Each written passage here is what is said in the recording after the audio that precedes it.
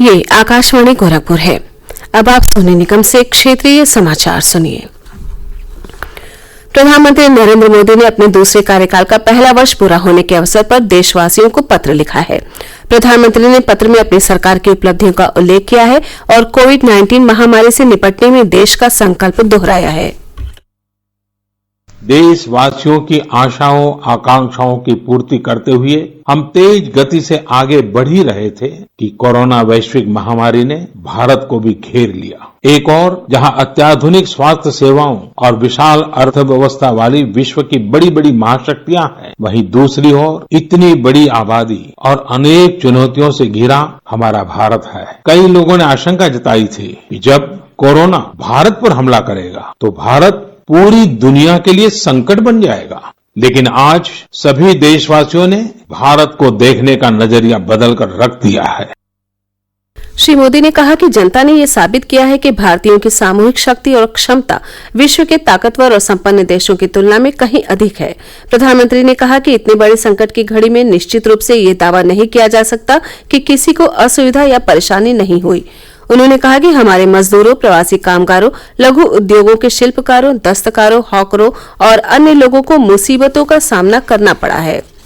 श्री मोदी ने कहा कि हम उनकी परेशानी कम करने के लिए एकजुट और प्रतिबद्ध होकर काम कर रहे हैं। श्री मोदी ने इस बात पर बल दिया कि वक्त की ये जरूरत है कि हम आत्मनिर्भर बने और हमें अपनी क्षमताओं के आधार पर अपने रास्ते से आगे बढ़ना होगा।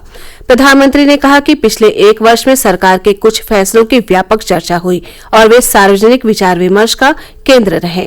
उन्होंने कहा कि अनुच्छेद 370 को निरस्त करने से राष्ट्रीय एकता और एकीकरण की भावना ज्यादा मजबूत हुई।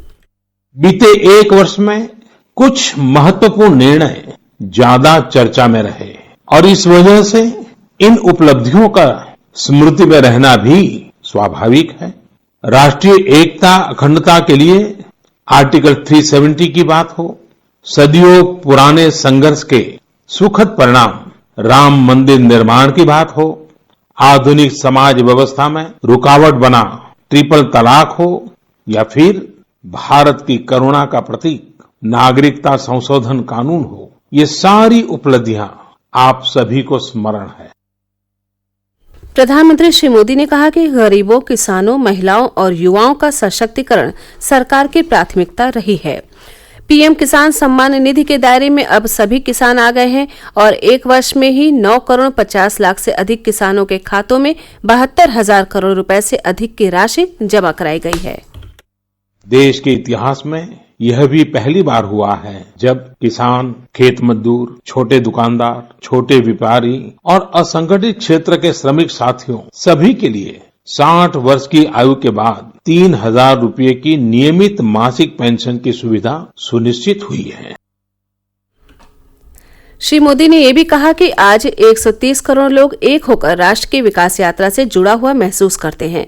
प्रधानमंत्री ने कहा कि सबका साथ, सबका विकास, सबका विश्वास के मंत्र की शक्ति से भारत सभी क्षेत्रों में आगे बढ़ रहा है। सूचना और प्रसारण मंत्री प्रकाश जावड़ेकर ने कहा है कि प्रधानमंत्री नरेंद्र मोदी ने आत्मनिर्भर भारत के जरिए देश के भविष्य की आधारशिला रखी है। लखनऊ से प्रकाशित उर्दू दैनिक अवधनामा में लिखे आलेख में श्री जावड़ेकर ने कहा है कि आत्मनिर्भर भारत के लिए हाल में दिया गया पैकेज देश का भविष्य तय करेगा। मोदी सरकार के दूसरे कार्यकाल का पहला वर्ष पूरा होने के अवसर पर लिखे गए इस लेख में सूचना और प्रसारण मंत्री ने सरकार की उपलब्धियों का उल्लेख किया है। मुख्यमंत्री योगी आदित्यनाथ ने केंद्र में एनडीए सरकार के दूसरे कार्यकाल के पहले वर्ष के दौरान ऐतिहासिक फैसलों के लिए प्रधानमंत्री नरेंद्र मोदी का आभार व्यक्त किया। उन्होंने कहा कि जम्मू कश्मीर से अनुच्छेद 370 को समाप्त कर सरकार ने एक भारत श्रेष्ठ भारत के सपने को साकार किया है। मुख्यमंत्री ने कहा कि नागरिकता संशोधन कानून लाकर सरकार ने पड़ोसी देशों के अल्पसंख्यक समुदाय को सम्मानजनक जीवन जीने का आधार दिया। साथ ही 3 तलाक की प्रथा को गैर कानूनी घोषित कर महिलाओं की गरिमा की रक्षा की। उन्होंने कहा कि अयोध्या में राम मंदिर निर्माण का मार्ग प्रशस्त हुआ है। श्री योगी ने कहा कि कोरोना के विरुद्ध संघर्ष में प्रधानमंत्री नरेंद्र मोदी के नेतृत्व में राष्ट्र वैश्विक पटल पर लीडर के रूप में उभरा है।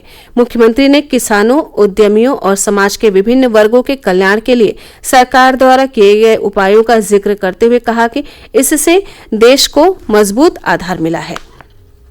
प्रधानमंत्री नरेंद्र मोदी कल सुबह 11 बजे आकाशवाणी से मन की बात कार्यक्रम में देश और विदेश में लोगों से अपने विचार साझा करेंगे। मासिक रेडियो कार्यक्रम की ये 65वीं कड़ी होगी।